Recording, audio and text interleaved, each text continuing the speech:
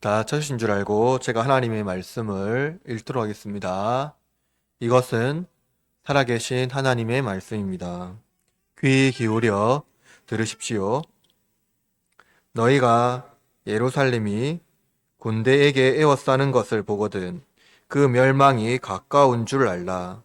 그때에 유대에 있는 자들은 산으로 도망갈 것이며 성내에 있는 자들은 나갈 것이며 촌에 있는 자들은 그리로 들어가지 말지어다. 이날은 기록된 모든 것을 이루는 징벌의 날이니라. 그날에는 아이 벤 자들과 젖먹이는 자들에게 화가 있으리니 이는 땅에 큰 환난이 이 백성에게 진노가 있겠음이로다. 그들이 칼날과 죽임을 당하며 모든 이방에 사로잡혀가겠고 예루살렘은 이방인의 때가 차기까지 이방인들에게 밟히리라.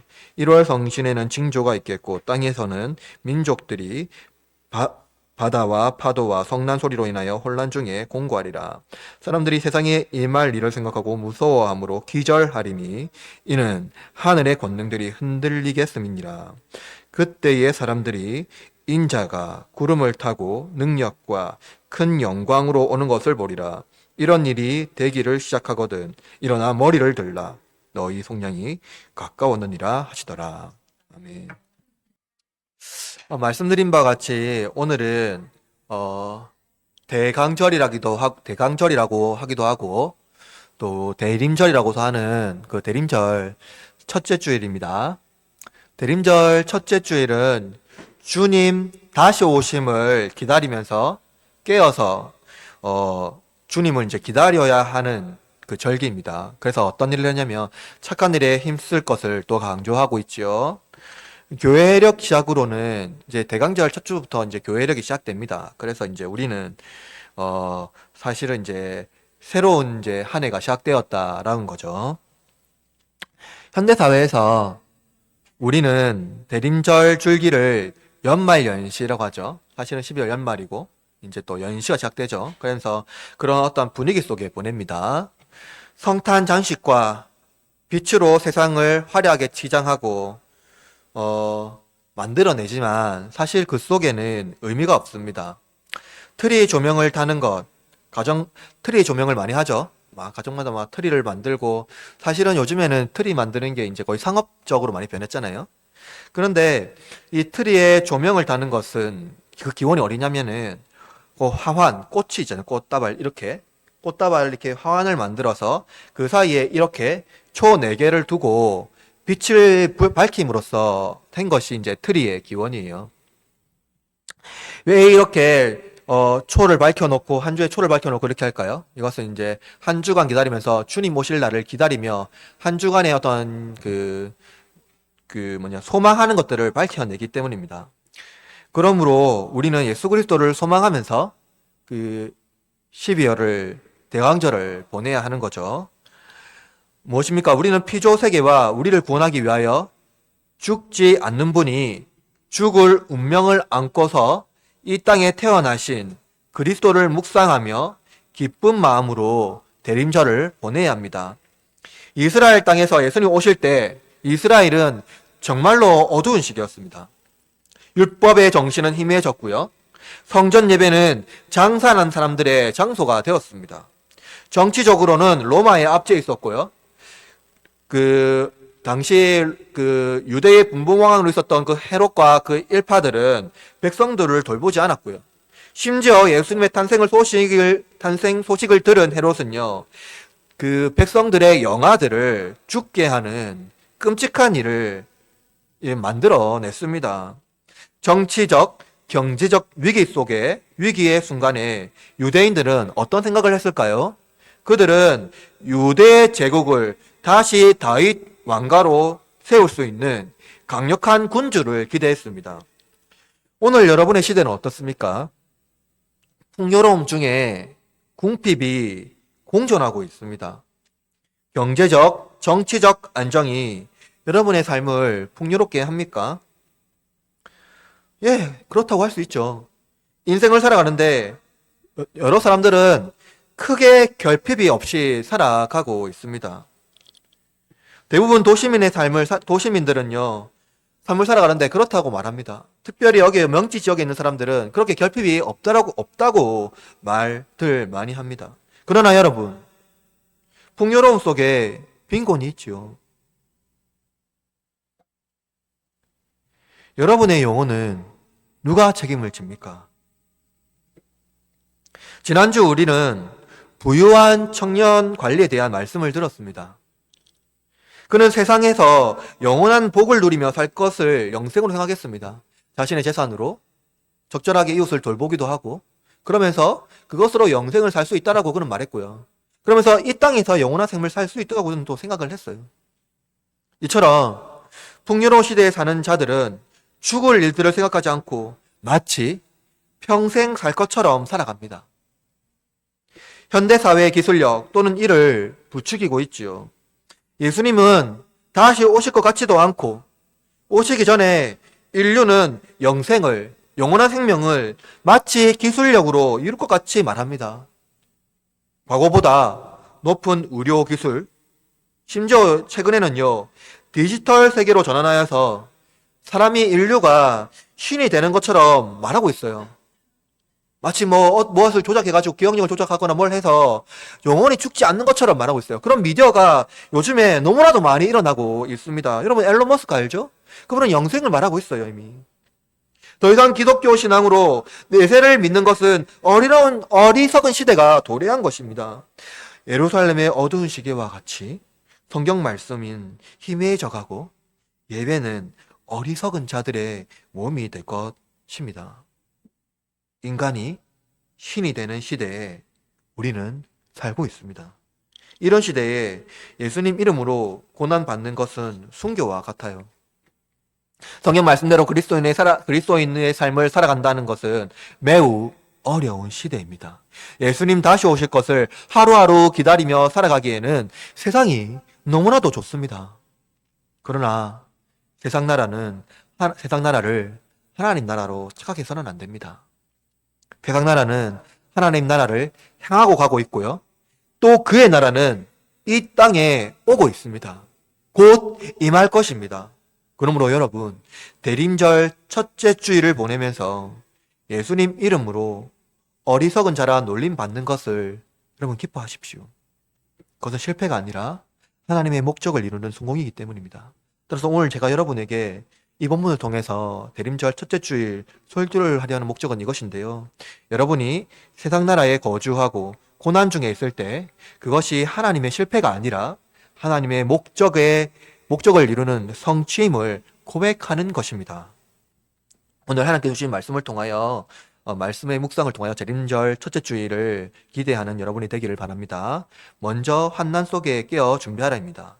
이 본문의 전체적인 문맥을 보기는 여러분 어렵지만 예수님 말씀은요, 예루살렘이 군대에 포위되어 멸망될 것을 말씀하고 있어요. 여러분 20절 말씀에 보면 있잖아요. 그죠? 예수님께서 유다가 바벨론의 느부갓네살 주전 586년에 무엇이 파괴되었습니까? 솔로몬 성전이 파괴되었어요. 그죠? 예루살렘 멸망당했단 말이에요. 성전이 파괴되었습니다. 그때 어떻게 됐습니까? 예루살렘에 있는 유다 백성들이 포로가 되었잖아요. 바벨론으로 끌려갔어요. 그러나 예수님은 지금 그 과거의 말씀을 언급하는 것이 아니라 예수님은 지금 뭘 말하냐면 다가올 미래를 예언하고 계시는 거예요. 여러분 본문 20절 말씀 한번 읽어볼까요? 20절 시작. 너희가 예루살렘이 군대에 에워싸는 것을 보거든 망이 가까운 줄 알라. 여러분 예루살렘이 함락되어서 솔로몬 성전이 파괴되고요. 그들의 조상들이 포로로 끌려간 치욕스러운 과거에 대해서 유대인들은요 너무 잘 알고 있어요. 너무 치욕스러운 과거거든요. 그런데 예수님은 과거 사건이 다시 또 반복될 것이라고 말씀하고 있어요. 유대인의 입장에서는 예수님 말씀을 이해하지 못했을 것입니다. 그들에게 또 치욕스러운 과거가 반복되는 것은 상상할 수 없는 일이기 때문이에요. 더구나 성전이 파괴된다는 것은 또 한 번 일어나서는 안 되는 일입니다. 그러나 예수님은요, 예루살렘이 멸망할 것을 예고하고 있어요. 멸망할 겁니다. 과거 유다는요, 바벨론에게 멸망당하고 솔로몬 성전이 파괴되었지만 이제 예루살렘은 로마에 의해 멸망당하고 헤롯 성전은 파괴될 것이라고 말씀하고 있어요. 예수님은 성전을 바라보시며 성전 파괴를 이미 말씀하셨습니다. 누가복음 21장, 오늘 본문 앞에 있는 말씀인데요. 21장 5절과 6절에는 이렇게 말하고 있어요. 제가 읽어볼게요. 어떤 사람이 성전을 가리켜 그 아름다운 돌과 헌물로 꾸민 것을 말하며 예수께서 이르시되 너희 보는 이것들이 날이 이르면 돌 하나도 돌 위에 남지 않고 다 무너뜨려지리라. 여러분, 이 본문 말씀을 많이 들어봤을 겁니다. 성전 파괴를 예고하고 있는 거예요. 이는 유대와 로마 전쟁, 뭡니까? 주후 70년에 예루살렘 성전이 파괴되는 상황에 예수님께서 상황을 예언하신 것입니다. 그때 어떤 일들이 일어났나요? 여러분, 본문 21절 말씀을 보여요. 21절 시작. 그때에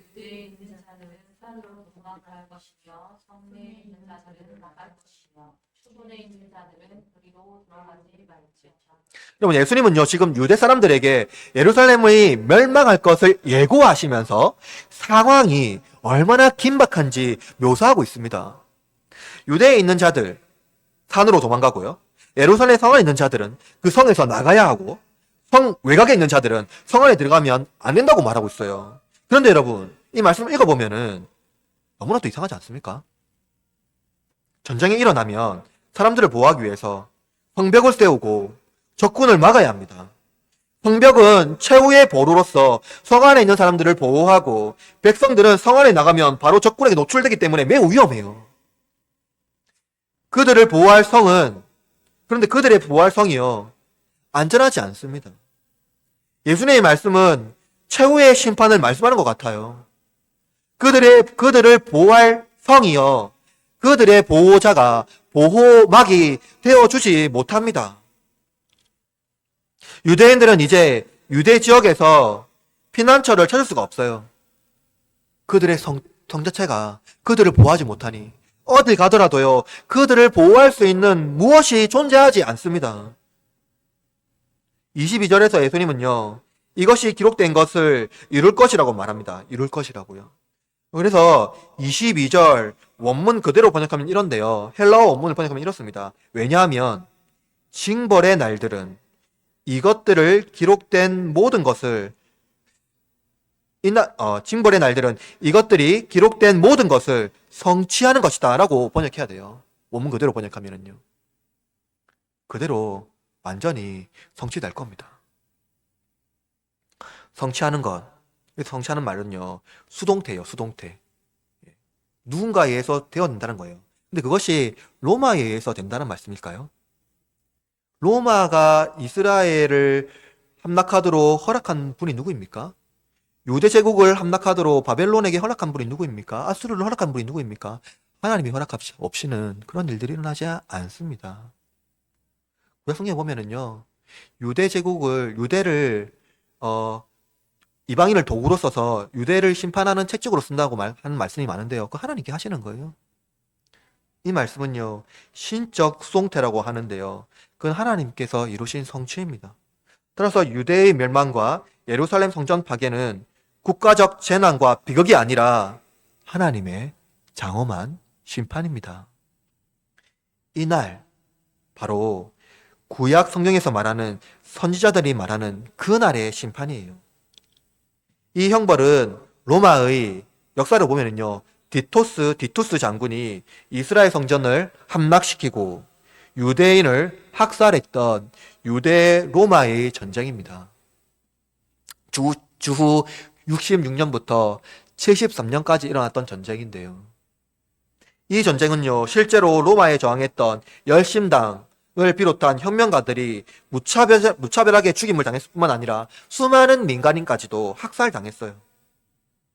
그것을 성경에서 예언하고 있는데요. 23절 말씀을 보여요. 23절 시작. 그날에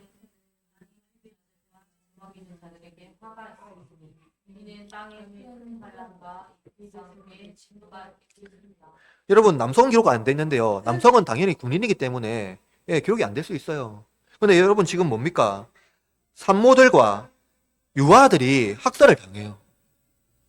큰 환난이 이들에게 임했어요. 이들에게 이런 일이 일어났다는 것은 더 이상 피할 길이 없다라는 겁니다. 모두에게 화가 임했습니다. 폐허가 된 이 땅에 소망이 있습니까? 사라져버렸어요.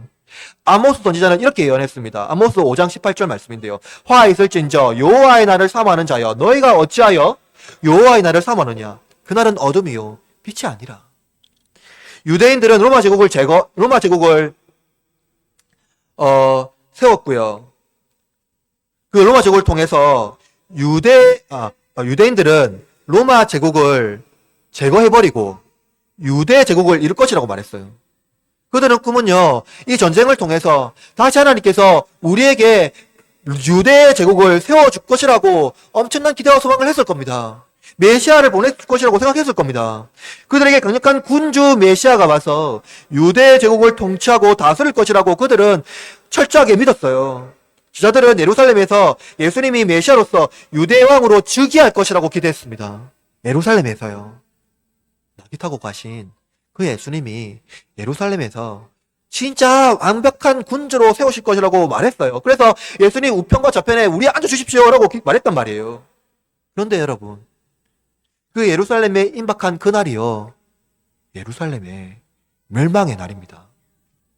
이스라엘은 그들의 강력한 군주가 와서 세상 나라에서 자기 나라를 세울 것을 기대했습니다. 이들은 지상에서 그들의 메시아가 그들의 유토피아를 건설해 줄 것이라는 기대감에 살았어요.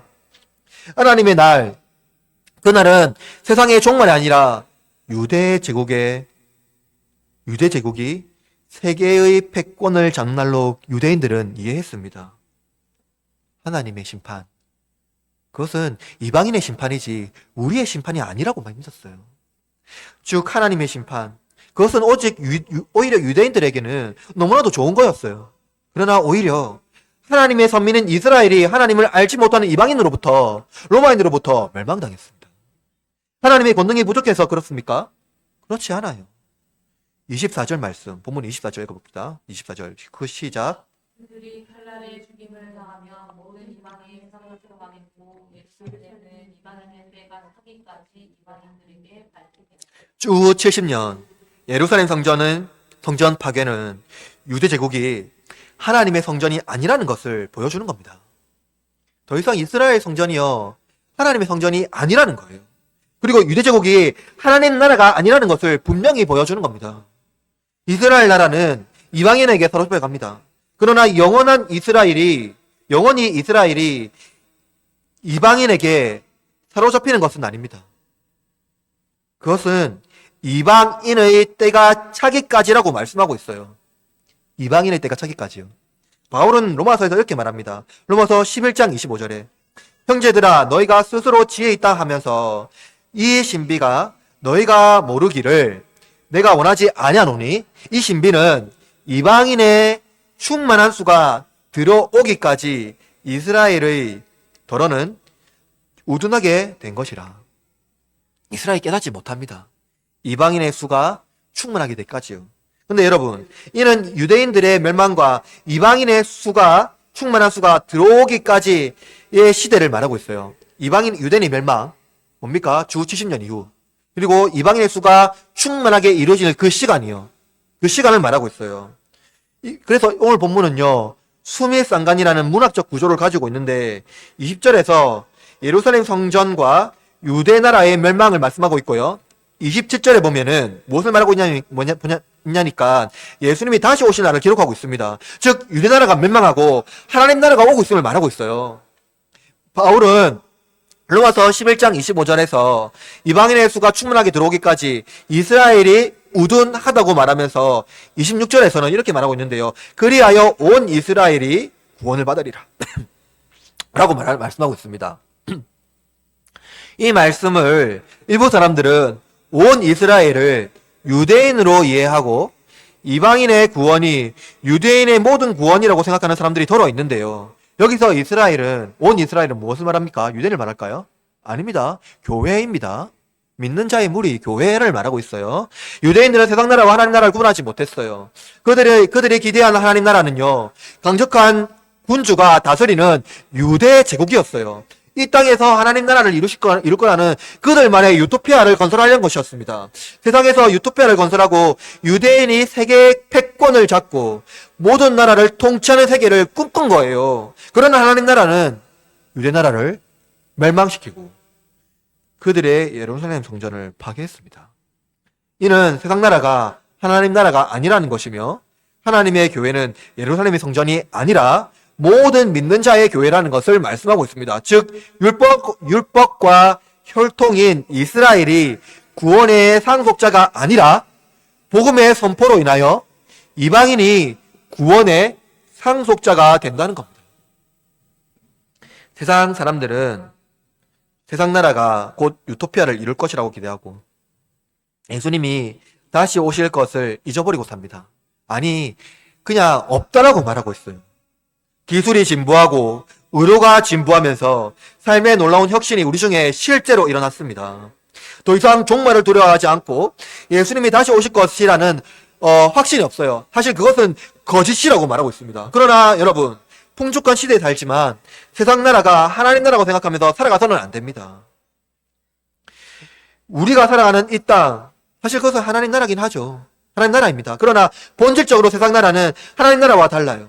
세상 나라는 악한 권세들이 통치하지만 하나님 나라는 예수님을 왕으로 통치하는 나라입니다. 여러분의 왕이 세속 권세입니까? 하나님입니까? 예수님입니까? 거기에서 우리는 어떤 나라에 살고 있는지 분명히 드러납니다. 내가 세속 권세를 믿으며 살아가는지, 예수님을 믿으며 살아가는지, 내가 어느 나라에 살고 있는지를 분명히 보여주고 있지요. 그러므로 여러분, 여러분의 내면에 있는 옛적 예루살렘 성전을 파괴하십시오. 참 교회이신 예수님을 온전히 세우시기를 바랍니다. 세상 나라에 살지만 우리는 하나님 나라가 이 땅에 오고 있으며 또 그날이 임박했음을 고백하고 예수님이 다시 오실 날을 기대하며 살아가야 합니다. 그렇다면 여러분, 왜 우리는 예수님이 다시 오실 날을 기대하며 살아가야 하나요? 그것은 예수님께서 행하실 속량을 기뻐해야 하기 때문입니다. 어떤 이들은 예수님의 속량을 심판으로 이해하고 종말에 대한 오해로 만들어 버렸습니다. 어떤 이들은 디스토피아, 파멸을 말하면서 부정적으로 인류의 종말을 말하고 어떤 이들은 인류의 기술력을 기대하며 긍정적으로 유토피아를 기대하며 종말론을 이야기합니다. 디스토피아와 유토피아 종말론에서는 인류는 아무런 위로를 얻지 못합니다. 세상은 여전히 악하고 악한 세계에 자본이 있는 자들이 누릴 수 있는 세계는 누구도 만족하지 못할 뿐만 아니라 어떤 위로도 얻을 수 없기 때문이에요. 예수님이 다시 오실 것에 대한 소망이 사라지는 현대사회에서 우리의 참된 위로가 가까이 오고 있다는 믿음을 다시 일깨우고 종말의 시대에 살아가는 신앙을 회복하는 것이 매우 중요합니다. 그러기 위해서는 종말에 대한 기대와 소망을 가지고 올바른 이해를 얻어야 합니다. 여러분, 성경은 종말을 이야기하면서 종말의 시기에 징조가 있다고 말하고 있습니다. 징조는 사회적 재난과 자연재해가 극심하게 일어나는 것을 묘사하고 있어요. 특히 누가복음은 다른 복음서와 달리 더 많은 내용을 상세히 다루고 있습니다. 누가는 지상의 예루살렘이 멸망한 후에 우주적 재앙이 임할 것을 말하고 있어요. 오늘 본문 25절 말씀해 봅시다. 25절 시작. 징조가 있겠고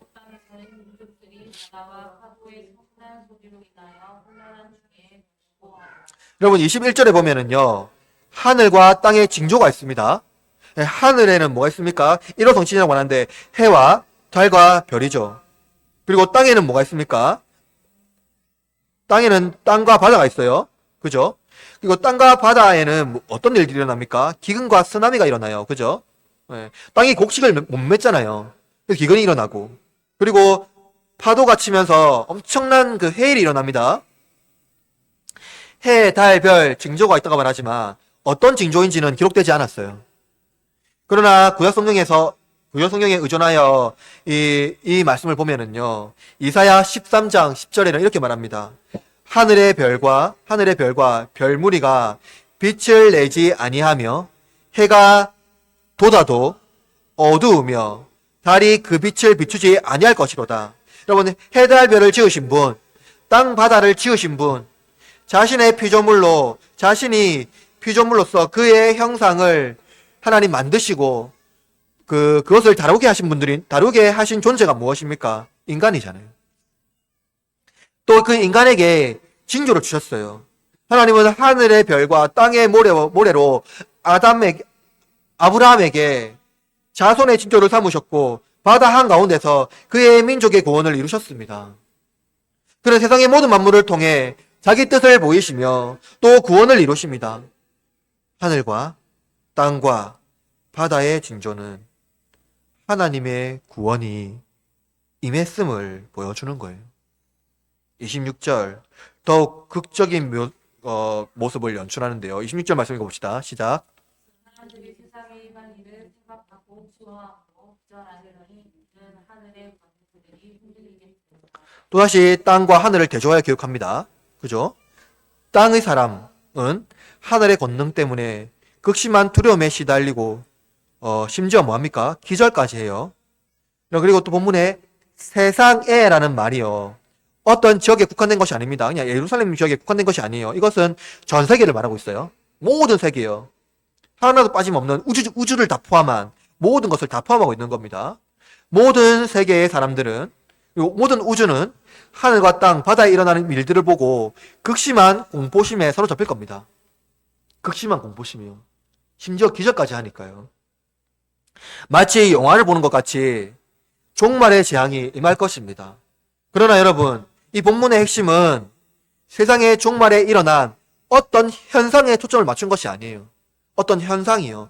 보여지기 때문에 종말이 올 것이라고 예측하는 것이 아니라는 거예요. 사람들은 종종 세상에 일어날 종말의 현상을 초점을 맞추면서 시한부 종말론을 주장하려고 합니다. 그들은 현상에 초점을 맞추기 때문에 더욱 사람들을 혼란스럽게 하고 두려움을 조장하여 자기 세력을 확보하려고 해요. 그러나 성경은 예수님의 재림, 다시 오심에 초점을 맞추고 있습니다. 즉, 이 말씀은, 이 징조는 무엇이냐면 예수님이 다시 오실 때 일어나는 현상, 그 어떤 현상을 말하고 있어요. 그러니까 어떤 이들은 재림 이전에 천년왕국을 위한 전쟁이 일어나고 종말의 현상이 일어날 것이라고 주장하는데요. 성경의 말씀은 무엇입니까? 종말의 징조, 그것은 예수님 오기 이전에 일어나는 것이 아니라 오심과 동시에 일어나는 거예요. 오심과 동시에요. 다시 말하면 예수님의 다시 오심 재림의 현상은 어떤 시기에 지속적으로 일어나는 현상이 아니라 재림 때 한순간에 일어나는 현상이에요. 왠지 아십니까? 두려움으로 인하여서 어떠한 개종이 일어나지 않기 때문이에요. 실제로 여러분, 누가 두려워합니까? 예수님이 다시 오셨을 때 여러분 두려워합니까? 두려워할 것입니까? 아니죠. 왜 두려워하지 않죠? 우리는 소망이 있잖아요. 우리에게는 부활의 소망이 있습니다. 그것은 우리에게 심판이 아니고요. 우리에게는 구원이 임한 거예요. 누가 두려워합니까? 예수 그리스도와 함께 살지 않았던 사람들이 두려워해요. 심지어 교회 안에 있으면서도 예수님을 믿지 않았던 사람들 두려워합니다. 그러므로 여러분, 이것은 예수님의 오심과 동시에 일어나는 현상이에요. 그가 오심으로 어떤 일들이 일어납니까? 실제로 이 땅과 이 하늘과 땅이 어떻게 됩니까? 바로 새 하늘과 새 땅으로 변해요. 그 변하는 현상 안에서요, 바로 종말이 일어나면서 뭡니까? 그 하나님의 자녀가 아닌 사람도 어떻게 됩니까? 무적행위로 떨어져요. 악한 권세는 무적행위로 떨어집니다. 그가 오심으로 새 하늘과 새 땅, 이 세계에 도래하며 하늘, 해, 달, 별, 그리고 땅과 바다뿐만 아니라 세상의 모든 것이 하나님께서 원래 기뻐했던 원래 그 세계로 변화될 겁니다. 우리는 예수님과 같이 될 겁니다. 27절 말씀이 바로 이 종말의 핵심을 설명하는데요. 27절 말씀 해봅시다. 시작.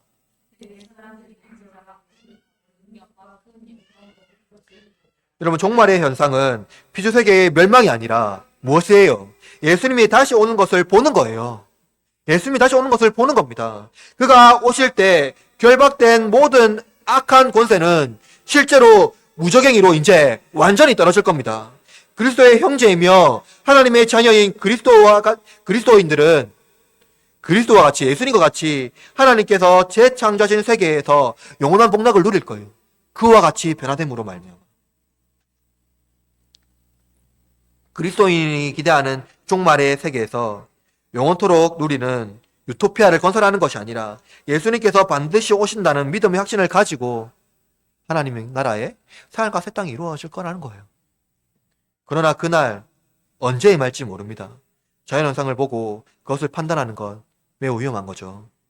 자연이란 과거나 지금이나 앞으로 다가올 날이나 인간의 죄로 우리에게 고통을 야기하기 때문에 그것으로 우리는 판단할 수가 없다는 겁니다. 지속 가능한 지구를 만드는 것 매우 중요하지만 그것으로 주님 다시 오실 날을 연장하거나 의료기술의 진보나 디지털 기술력으로 우리 인간을 신격화시킬 수도 없어요. 주님 반드시 다시 오십니다. 그것으로 인해서 주님 오실 날을 연장할 수도 없다는 거예요. 모르지만 오고 계십니다. 그리고 유대인의 개종과 믿는 자의 수를 충족하는 일로 예수님 다시 오실 날을 또 우리가 예상하여 그것 또한 조정할 수가 없습니다. 여러분 베드로는 이렇게 말해요. 베드로후서 3장 10절에 그러나 주의 날이 도둑같이 오리니 그날에는 하늘이 큰 소리로 떠나가고 물질이 뜨거운 불로 풀어지며 땅과 그 중에 있는 모든 일이 드러나리로다. 따라서 예수님께서 오시는 날 대한 징조는요, 그가 승천할 때 모습 그대로 오는 것이 바로 그것이 징조입니다. 그가 오실 때 하늘과 땅과 바다와 세계에 일어나는 모든 현상은 그가 오실 때 같이 일어납니다. 즉 세상에 일어나는 현상으로 예수님이 다시 믿고 부활의 소망을 얻는 기대는 바른 신앙을 일으킬 수가 없다는 거예요. 두려움으로 예수님 믿을 수가 없습니다. 우리는 세상에서 일어나는 두려움 때문에 예수님 믿는 것이 아니라 우리를 구원하신 그 큰 사랑으로 인하여서 예수님을 믿는 거예요. 그러므로 어떤 현상으로 우리의 신앙을 바꾸려거나 조정할 수가 없습니다. 예수님께서 승천하신 모습 그대로 다시 오실 때 무너진 유대인의 예루살렘 성전을 복구하는 수준이 아니라 새성 예루살렘이 세워질 겁니다. 거기에서 누가 말씀을 읽으실까요? 말씀을 전하실까요? 말씀 자체이신 예수님이에요. 여러분, 그분이 말씀하실 겁니다. 그가 오실 때 하늘의 영광과 자기의 왕국을 세우실 겁니다. 더 이상 우리는 혼란하지 않죠. 예수님 자체가 말씀이시기 때문에 예수님 말씀하신 것 더 이상 우리에게는 혼란이 없어요. 너무나도 완벽합니다. 다니엘 7장 13절과 14절 이렇게 말합니다. 또 내가 또 밤 환상 중에 보니 인자 같은 이가 하늘 구름을 타고 와서 옛적부터 항상 계신 이에게 나아가 그 앞으로 인도되매 그에게 권세와 영광과 나라를 주고 모든 백성과 나라들과 다른 언어를 말하는 모든 자들이 그를 섬기게 하였으니 그의 권세는 소멸하지 아니하는 영원한 권세요 그의 나라는 멸망하지 아니할 것이니라. 구름은 하나님의 임재를 상징하는 구약의 언어였어요. 예수님께서 구름을 타시고 오시는 것은 어떤 신비적인 이미지를 연출하는 것이 아니라 그분의 영광과 권능, 즉 하나님의 권세와 나라를 가지고 세우시기 위하여 이 땅에 오신 것을 보여주고 있는 겁니다. 대림절을 보내는 여러분, 세상 나라에 소망을 두기 위하여 살지 말고 하나님 나라를 위하여 살아갑시다. 우리 속량하실 분이 곧 오십니다. 그가 다시 오실 때 하나님의 자녀는 속량받은 기쁨으로 기뻐하겠지만 속량받지 못한 자들은 두려움에 가득하여 기절하고 숨이 멎을 것입니다. 그의 나라가 가까이 왔으므로 곧 오실 겁니다. 우리도 그의 나라에 살고 있지만 더욱더 그의 나라에 가까이 가시기를 바랍니다. 대림절 지내고 있는 여러분, 빛이신 그리스도께서 다시 오실 것을 소망하며 찬송하며 나갑시다. 마지막으로 이제 그리스도를 기다리는, 예수님을 기다리는 신자의 태도는 어떠해야 할까요? 먼저 자리에서 일어나야 합니다. 여러분, 일어서다라는 이 표현, 누가의 고유한 표현인데요. 누가는 다른 본문에서 이 말씀을 18년 동안 몸이 구부러져 있는 여인에게 이 표현을 한 바가 있습니다. 누가복음 13장 11절에서 13절 말씀인데요. 들어보십시오. 18해 동안 귀신을 앓으며 꼬풀어져 조금도 펴지 못한 한 여자가 있었더라. 예수님께서 보시고 불러 이르시되 여자여 내가 내 병에서 놓였다 하시고 안수하시니 여자가 곧 펴고 하나님의 영광을 돌리는지라. 여러분, 예수님께서 1세기 당시 18년 동안, 18년 동안 귀신이 들려서요. 몸이 완전 꼬꾸라져서 있는 여인의 그 병을요. 해방시킵니다. 누가가 예수님께 다시 오실 것을 말씀하고 있고요. 이 일어서다라는 이 동사를요. 이 여인의 병을 치료하신 예수님의 사역을 가져오는 독특한 의미를 부여하고 있어요. 누가가 지금. 그것은요. 1세기 당시 여러 가지 사회적 질병과 환경으로 인해서 인간의 수명이 약 60년 정도밖에 안 됐습니다. 기대 수명이. 그런데 여러분 봅시다. 60년밖에 안 되는 그 기대 수명 가운데 18년은 굉장히 긴 시간입니다. 그 시간같이 우리도 뭡니까? 이 세상에 살면서 악한 권세를 지배를 받으며 오랜 기간 숙박되어 있는 것을 보여주고 있는 거예요. 누가는 의료적인 은유를 사용하여 예수님께서 그를 치료하셨지만 이는 무엇을 말하고 있냐면 죄와 사망에서 해방하는 예수님의 사역과 밀접하게 관련되어 있음을 보여주고 있는 겁니다. 예수님은 귀신을 쫓아내고 그녀를 해방시킵니다. 이것은 단순히 의료적인 행위가 아닙니다. 여러분, 질병은 무엇입니까? 정말로 어떤 큰 질병이 나왔어요. 만약에 우리가 암에 걸렸습니다. 근데 암을 치료했어요. 심지어 암은 완치가 안 된다고 하지만 완치했다고 합시다. 그러면 평생 그 병이 안 걸립니까? 우리는 반드시 재발할 수가 있습니다. 어떤 순간에서도 그 병은 또 걸릴 수가 있다는 거예요. 그런데 여러분, 예수님께서 쫓아내신 그 귀신이 다시 그 여인에게 들어올 수 있습니까? 그것은 안 됩니다. 그것은 불가능해요.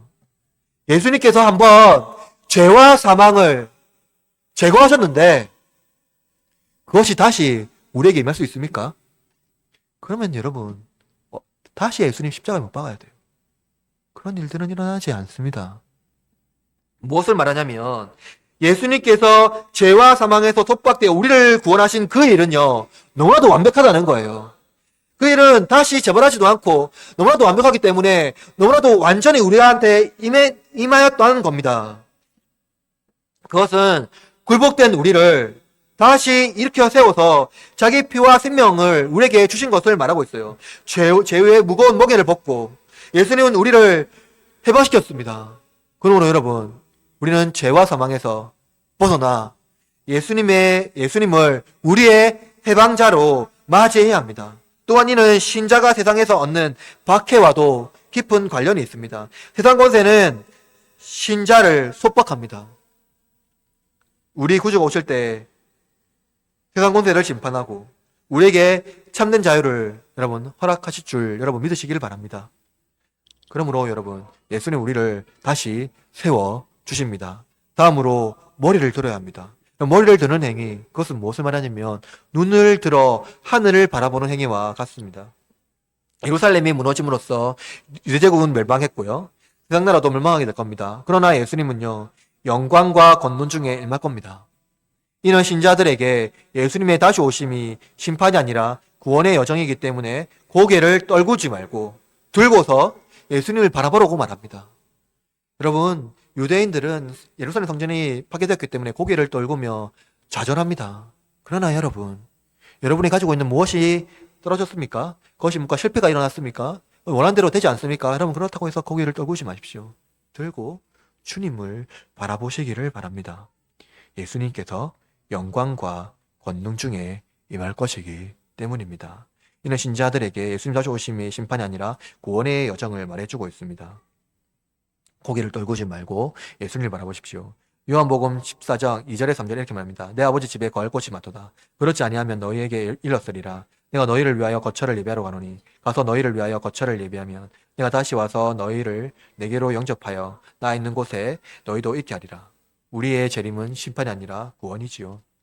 누가는 여기서만 유일하게 속량이라는 구원의 단어를 사용합니다. 특히 이 단어는 사복음서에서 누가복음에게 유일하게 나타나는데요. 누가복음 2장 38절에 이렇게 말합니다. 마침 이때에 나와 예수님 하나님께 감사하고 예루살렘의 속량을 바라보는 모든 사람에게 그에 대하여 말하니라. 그러므로 여러분, 예수님의 구원을 기뻐하고 그분이 말씀하신 그 예수님의 다시 오심을 기대하며 소망하시길 바랍니다. 그리스도의 오심, 그것은 하나님의 현상으로 우리가 완전히 회복되는 구원의 날을 말하고 있어요. 바울은 이렇게 말합니다. 로마서 8장 19절에요. 피조물이 고대하는 바는 하나님의 아들이 나타나는 것이니, 여러분, 우리가 기대하는 바 하나님의 아들이 나타나는 겁니다. 우리뿐만 아니라 피조세계 전체가 하나님의 아들이 나타나는 것을 기대하고 있어요. 그것은 무엇을 말하냐면 인간의 죄는 어느 곳으로도 정화되지 않습니다. 우리가 최근 말하는 이 세계를 지속 가능한 세계, 지속 가능한 지구로 만들자고 여러 가지 노력을 하지만 여러분, 인간의 죄로 훼손된 이 세계는요, 정화되지 않습니다. 우리의 죄가 정화되지 않는 한 이 세계는 그대로예요. 그대로 구렁텅이에 빠지게 될 겁니다. 오직 선하신 하나님만이 자기 세계를 지속 가능한 영원한 세계로 이끌 수가 있습니다. 죄인이 다스리는 세계가 아니라 선하신 하나님이 다스리는 온 세계는 기대하고 있다는 거예요. 온 피조물이. 그러므로 우리는 그가 이루실 놀라운 구원의 역사를 고대하며 기다려야 됩니다. 그런데 놀라운 사실이 하나 더 있습니다. 하나님의 아들이 우리 중에 나타날 겁니다. 분명히 다시 오실 것입니다. 동시에 그가 다시 오심 동시에 어떤 일들이 일어날까요? 이 피조세계가 놀라운 변형이 일어날 뿐만 아니라 하나님의 자녀가 된 사람들, 하나님의 아들과 딸, 어떤 일들이 일어날까요? 하나님의 자녀가 됩니다. 예수님 같이 됩니다. 우리가 신이 되는 거예요. 하나님의 자녀가 되는 거예요. 여러분은 부활을 그냥 개념적으로만 이해할 겁니다. 부활이 뭐죠? 여러분, 부활이 뭡니까? 불멸하는 거잖아요. 인간이 불멸할 수 있습니까? 인간은 반드시 죽는 존재예요. 뭐 때문에요? 죄와 사망은. 근데 신기한 게 있어요. 원래 하나님께서 인간을 죽게 만들었을까요? 하나님의 형상으로 우리를 만들었어요. 원래 죽지 않습니다. 인간이 죽는 이유는 뭐죠? 하나님을 배반하고 죄를 지었기 때문에 죽게 돼 있습니다. 이것을 먹는 자는 반드시 죽는다. 하나님 말씀은 반드시 선포했죠. 그런데 예수님 다시 오시면 어떻게 됩니까? 하나님의 자녀들은 하나님과 같이 됩니다. 천사보다 더 뛰어난 존재가 된다는 거예요. 이게 부활입니다. 시편 82편 6절에는 이렇게 말합니다. 내가 말하기를 너희는 신들이며 다 지존자의 아들들이라 하였으나 그리스도 안에 있는 자들 그의 피와 살을 먹음으로써 하나님의 아들이 됩니다. 사도 요한도 이렇게 말해요. 요한복음 10장 35절 성경은 패하지 못하나니 하나님의 말씀을 받은 사람들을 신의 신이라 하였거든. 하나님의 말씀을 받은 사람들을 신이라 하였거든. 그러므로 여러분, 우리가 고대하는 것, 예수님이 다시 오실 때 그와 같이 되는 것이며 세상의 모든 환난에서 벗어나 아버지께서 베푸신 놀라운 그의 나라를 영원토록 복을 누리며 살게 될 것이라는 겁니다. 이것은 어떤 이상적인 말씀이 아니에요. 어떤 개념이 아니라는 거예요. 구원과 부활을 말하고 있습니다. 그러므로 여러분, 구원역사를 통해서 하나님의 이루실 그 은혜의 나라를 여러분 소망하십시오. 기대하십시오. 그러므로 우리가 가장 기뻐하는 것, 그 세상은 무엇입니까? 우리가 꿈꾸는 세상, 우리가 만들려는 세상, 화성에 집을 짓고 땅에 수로를 만들고 디지털을 만들어서 엄청난 메타버스라든가 그 의료 기술을 만들어서 인간 식격화시키는 것이 아니라 하나님이 다시 오는 거예요. 그것 말고는 우리에게 소망이 없습니다. 대림절 첫 주일을 맞이했습니다. 여러분, 우리를 해방하신 승리하신 그리스도를 바라봅시다. 말씀 마무리합니다.